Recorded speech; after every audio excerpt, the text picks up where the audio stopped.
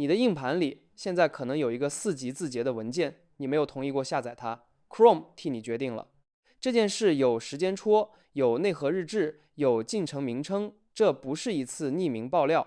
我想先说为什么这件事值得认真看，不是老生常谈的隐私很重要，毕竟这句话说了20年，已经很难再触动任何人了，而是因为这一次同样的操作手法，同一个季度，3家公司在做，互相没有协调，彼此不知情。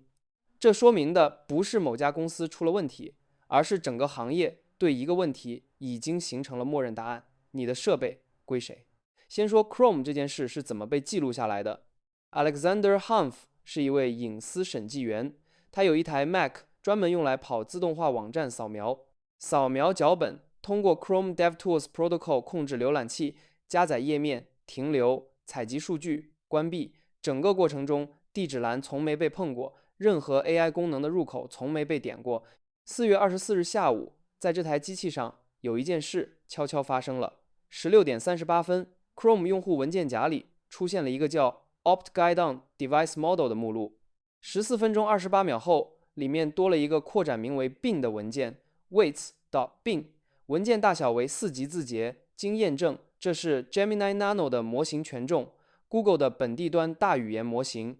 全程零人工操作，没有弹窗，没有提示。汉弗发现这件事是几天后做磁盘清理的时候，一行命令的输出让他多看了一眼。macOS 内核让这件事有据可查，系统维护一份叫 Fastevents-D 的文件系统事件日志，是内核级别， Chrome 改不了， Google 的远程服务器也够不着。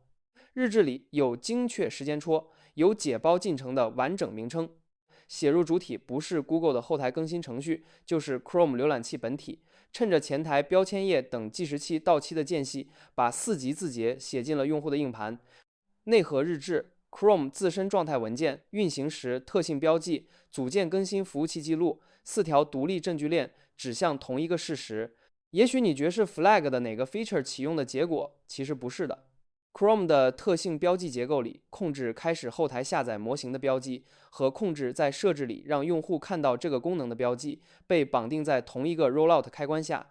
也就是说，设置页面出现的那一刻，模型早就在传输了，用户没有提前说不的机会。这不是时序安排上的疏忽，这是工程架构设计的结果。还有一个细节更说明问题，这个目录名叫 Opt Guide on Device Model， 是 Chrome 内部优化指南本地模型存储的缩写。普通用户看到它和看到一串随机哈希值没有区别。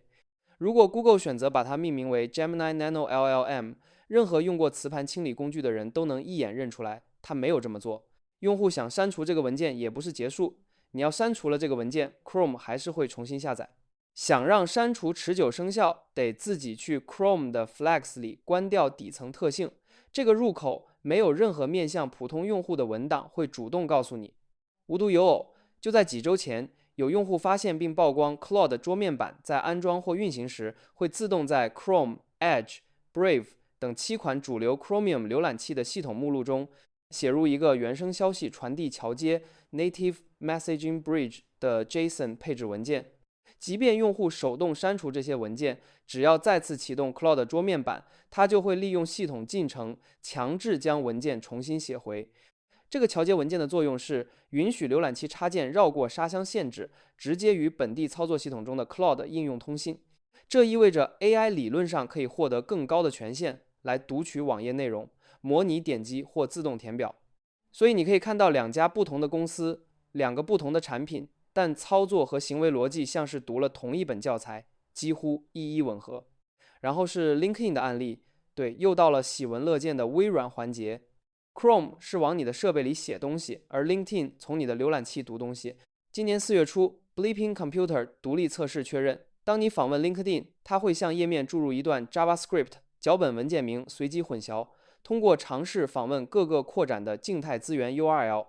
逐一探测你的浏览器里装了哪些插件。这是一种已知的浏览器指纹技术。Bleeping Computer 测到的探测名单包含6236个 Chrome 扩展，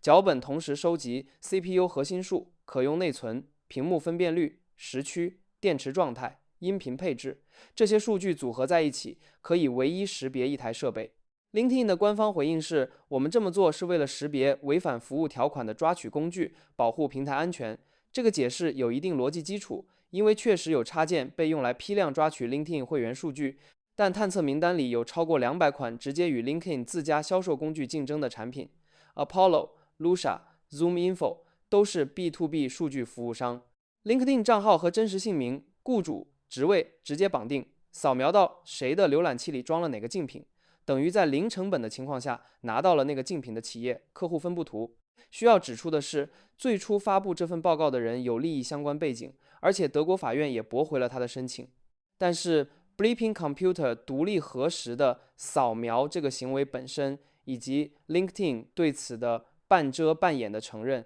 这是确定的事实。把这3件事放在一起看，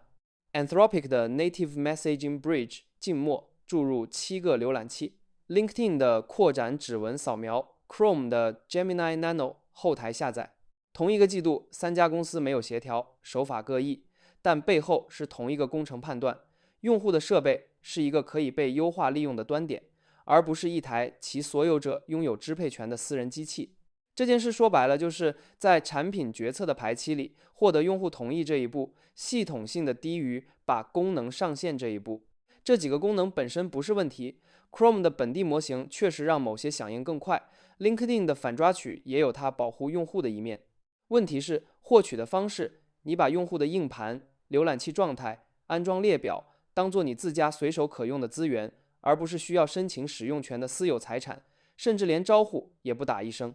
2021年 eBay 被发现用 JavaScript 对访客做端口扫描，之后陆续发现 Citibank、Equifax 多家银行在用同一套脚本，技术在迭代，规模在扩大，但这种把用户设备当基础设施的逻辑没有变过。3家公司3个月3种手法，这不是巧合，是一种关于你的设备归谁的默认答案，在没有人明说的情况下已经被确立了。任何公司发布的隐私承诺，如果在工程决策链里从来排不到第1位，它就只是一份在下次产品迭代之前有效的临时文件。你现在可以打开终端，找到屏幕上的这个目录，看看这个文件在不在你的机器上。欢迎把结果发在评论区。